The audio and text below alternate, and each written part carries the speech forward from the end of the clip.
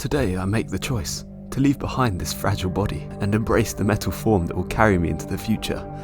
But I fear the cost. Will I remember who I am? Will I remember those I love? Or will I become like them?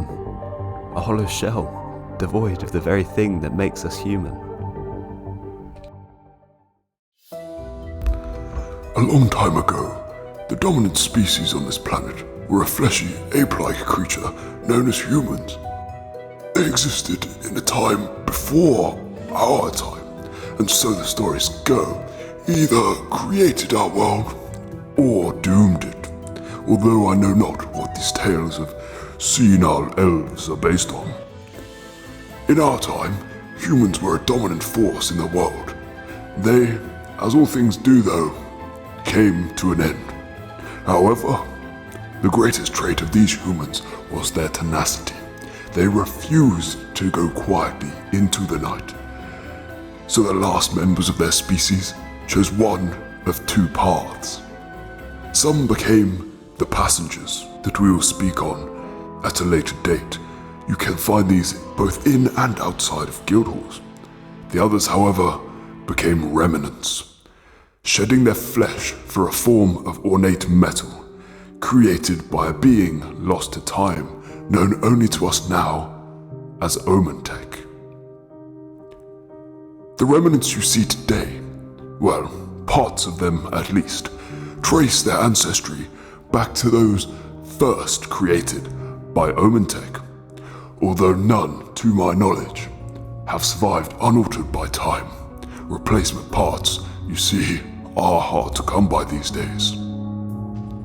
I know that the remnants are in part fueled by memoriam.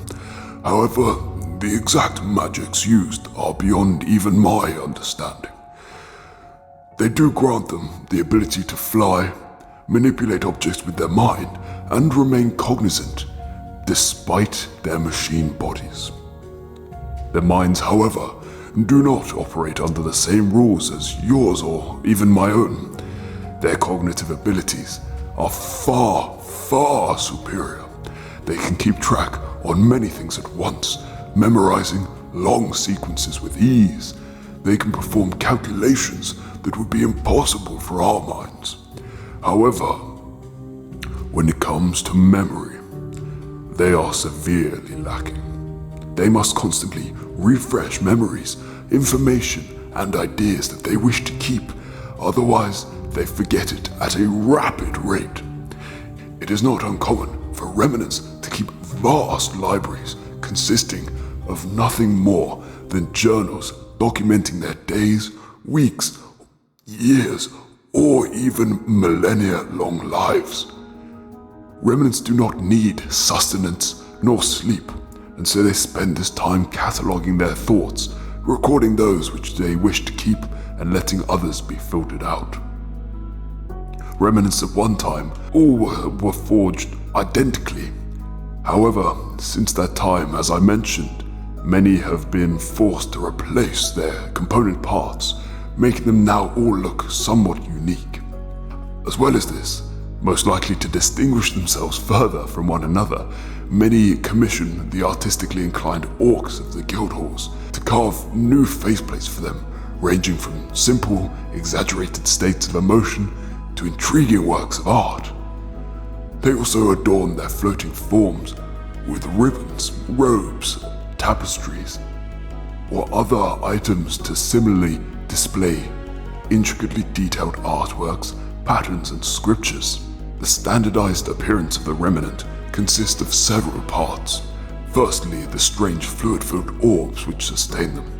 A large one of these is always located in the center of the chest, with smaller ones located in the head, arms, and lower abdomen.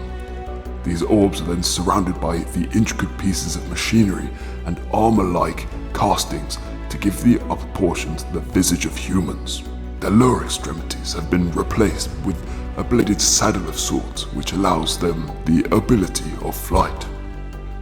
In my long travels, I have found that the remnants are the saddest of all races in our deadly world.